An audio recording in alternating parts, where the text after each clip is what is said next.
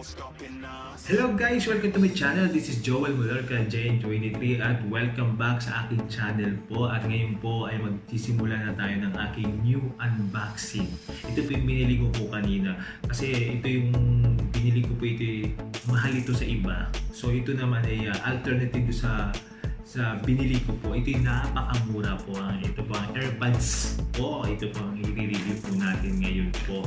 Ang brand po niya is Haino Teko Pop 2020. Ito po is original po. So, kung tutubasan niyo po ito, ay binili ko lang po sa dollars po ito ay nasa $52. Katubas niya.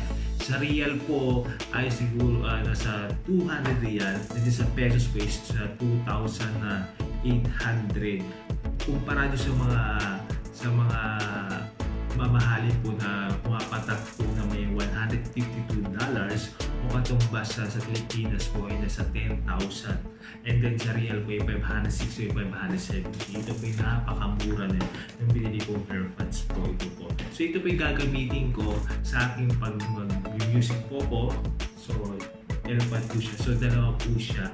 So, meron siyang single and meron po siyang double po. So, ito po is double po siya. And then, free cover po siya. Ito po, bubuksan po natin siya. So, bago muna natin buksan, ito po ay touch sensor po siya. And then, meron itong two sides sila na left and right. And meron rin po siya na 3 to 4 hours na musical calling. And then, 10 to hours with charge back. So, pinaka-charge back niya. And 3 times charging bus can charge earbuds 3 times. Yun po yan. So, buksan po natin itong earbuds na binili ko. So, ito na po yan. So, papakita ko yung loob ng AirPods. So, katumbas po niya ng nakikita ng mga AirPods na mamahalin na app na iPhone, di ba? Apple ba yun? So, ito yung cover po niya ng AirPods. And then, ito po yung meron po siyang pinaka-chin niya. Pinaka dito nilalagyan na. And then, meron po siyang wire. Ito po yung pinaka-wire po niya. And then, ito na po yung pinaka-box niya na dito po i-charge.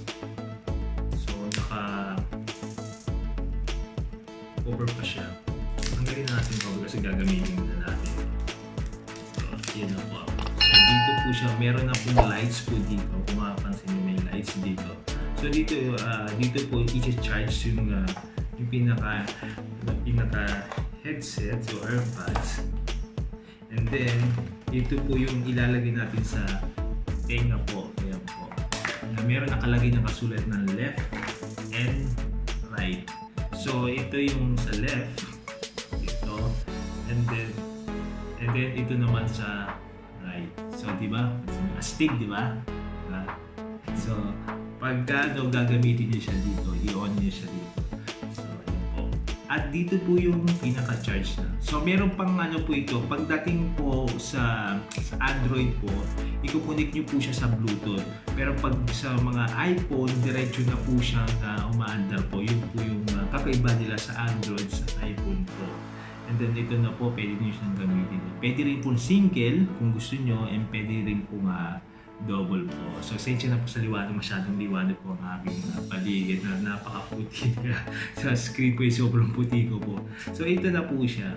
So, ito po yung lalagyanan niya. Yan po. And then ito. Diba? Napakaganda niya. So, mahal to sa yung pinaka brand talaga niya. Pero original to actually. Itong AirPods ito. Mura lang na binili ko. At kaparehong-pareho po siya doon sa iPhone na AirPods po. At ayan po. Astig. At ito po yung lalagyanan niya. Ayan.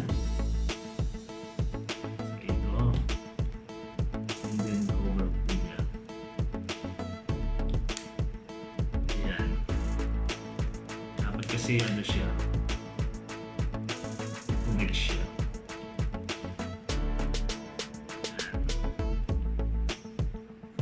Then yung pinaka-chin niya, so hand carry, pwede siya, pwede nyo ilagay po. And then ito yung kung gusto nyo i-charge, ito po siya. So i-connect po siya dito. Pag nalobot na, i-connect lang siya dito. So ayan, and then connect po sa pinaka-charger po niya para ma-full charge po. Ang ganda po, no? So pwede siya sa iPhone and Android po. Napakaganda po siya. The best po siyang gamitin. Kasi kahit ako, hindi na kayo pwede headset na, di ba? Kasi yung wire po is nasisira minsan. So ito naman is easy lang. So i-connect kung mag-on kayo, isang ganyan lang. And then mag-power on na po siya. And then kung gusto niyo i-change, 2 beses lang po i-change. Diba? At least nakabili na ako ng ganito po kasi matagal ko nang gusto itong bilhin. So ngayon ko lang po nabili po itong AirPods po. So sukatin ulit natin. Diba? So left and right. Yan, diba? Stick, diba? And then right. Diba? Yan lang. Stick. So kayo kung gusto nyo bumili ng ganito, bumili na kayo. Napakaganda. Kahit mag-jogging kayo, ito lang gamitin nyo. Kung may kausap kayo, ito lang gamitin nyo. Ito yung madalas na nakikita ko sa iba. Diba? At may cover pa. At meron pa siyang dito charge.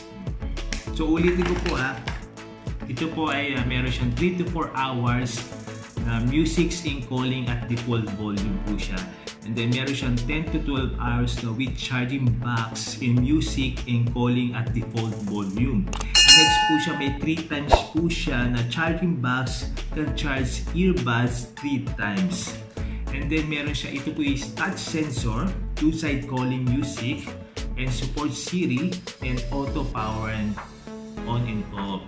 So ito po yung Haino Teko Pop 2020 limited edition po. Dito ko yung nabili po yan sa Qatar po. Diba? Astig. Diba? Ang AirPods ko. So pwede na ako mag-start. Diba? Pwede ko ito gamitin sa pagiging vlogger ko, sa panonood ko ng music. Ito po. So ready na po siya. At ito po. Parang hindi halata, di ba? Pero astig siya. Okay, sa lahat ng mga sa mga kaibigan ko dyan salamat sa mga suporta niyo po sa akin, sa walang sawang suporta niyo po sa akin. Sa mga hindi ko po kaibigan dyan, please subscribe my channel. Ito nga ulit si Joel Mallorca J23.